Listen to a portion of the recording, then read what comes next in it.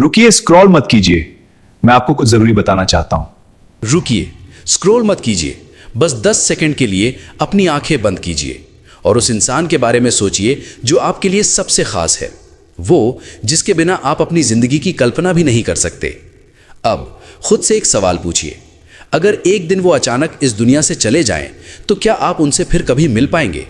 क्योंकि आज मैं आपको एक ऐसा रहस्य बताने वाला हूं जो सिर्फ आपकी सोच नहीं बल्कि आपके पूरे जीवन का नजरिया बदल देगा। ये कहानी है प्रेम की, मृत्यु के बाद की और उस अदृश्य बंधन की जिसे खुद महादेव भी तोड़ नहीं सकते। अब बस एक पल और रुकिए और अपने दिल से पूछिए, क्या आपने कभी किसी को इतना गहराई से चाहा है कि ये सोचकर ही आपकी सांसें रुक जाएं कि एक दिन वो आपके साथ नहीं रहेंगे? क्या आपने कभी रात के सन्नाटे में, जब पूरी दुनिया सो रही होती है और आप अकेले जाग रहे होते हैं, ये सवाल खुद से पूछा है, अगर वो चले गए तो क्या हम फिर कभी मिलेंगे? ये सवाल छोटा नहीं है, ये दिल की सबसे गहरी दर्द से उठता है। हजारों साल पहले हिमालय के एक शांत और निर्जन स्थान पर एक महान ऋषि तपस्या कर रहे थे, महर्षि शौनक, ज्ञान के सागर, वेदों के ज्ञाता, लेकिन उनके दिल में भी एक सवाल था जो उन्हें चैन से जीने नहीं दे रहा था। एक दिन उन्होंने एक बूढ़े आदमी को देखा जो अपनी पत्नी की अर्थी के पीछे चल रहा था। उसकी आंखों में आंसू नहीं थे, सिर्फ एक गहरा खालीपन था, ऐसा दर्द जहां आंसू भी साथ छोड़ देते हैं। तभी ऋषि के मन में सवाल उठा, क्या सच्चा प्रेम मृत्यु के बाद भी जिंदा रहता है? इस सवाल का उत्तर पाने के लिए वो निकल पड़े कैलाश की ओर, महादेव के पास। वर्षों की कठोर तपस्या के बाद महादेव प्रकट हुए। ऋषि ने कांपती आवाज में पूछा, हे भोलेनाथ, क्या सच्चा प्रेम मृत्यु के बाद खत्म हो जाता है? क्या दो आत्माएं हमेशा के लिए बिछड़ जाती हैं? महादेव मुस्कुराए और बोले, मुनिवर, इस संसार में दो तरह के संबंध होते हैं, एक जो शरीर से बनते हैं और दूसरे जो आत्मा से। शरीर के संबंध शरीर के साथ समाप्त हो जाते हैं, लेकिन आत्मा के संबंध को मृत्यु छू भी नहीं सकती। जरा इस बात को महसूस कीजिए।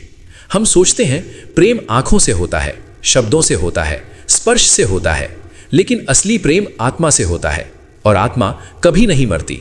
लेकिन हर रिश्ता ऐसा नहीं होता।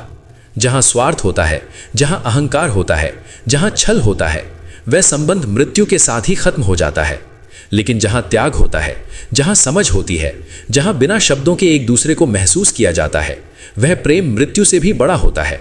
महादेव ने कहा, जब दो आत्माओं के बीच सच्चा प्रेम होता है तो उनके बीच एक अदृश्य धागा बन जाता है जो दिखता नहीं लेकिन कभी टूटता नहीं।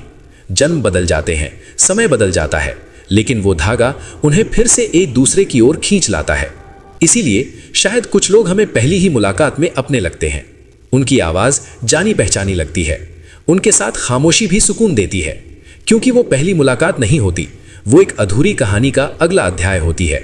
लेकिन याद रखिए, अगर रिश्ते में दर्द दिया गया है, अगर विश्वास तोड़ा गया है, तो वो घाव आत्मा पर पड़ते हैं और उस धागे को कमजोर कर देते हैं। लेकिन अगर सच्चे दिल से माफी मांगी जाए और खुद को बदला जाए, तो वही धागा फिर से मजबूत हो सकता है, क्योंकि इस संसार की सबसे बड़ी शक्ति है क्षमा। महादेव कहते हैं, जहां प्रेम है, जहां सम्मान है, जहां करुणा है, वह घर ही मंदिर है। तो आज अपने जीवन साथी को देखिए और मन ही मन कहिए, तुम सिर्फ इस जीवन का हिस्सा नहीं हो, तुम मेरी आत्मा का हिस्सा हो, इस जन्म में भी और हर जन्म में भी। यही सच्चा प्रेम है और यही वो बंधन है जिसे मृत्यु भी कभी तोड़ नहीं सकती। अभी रुकें और सोचें, क्या यह आपके लिए सही है?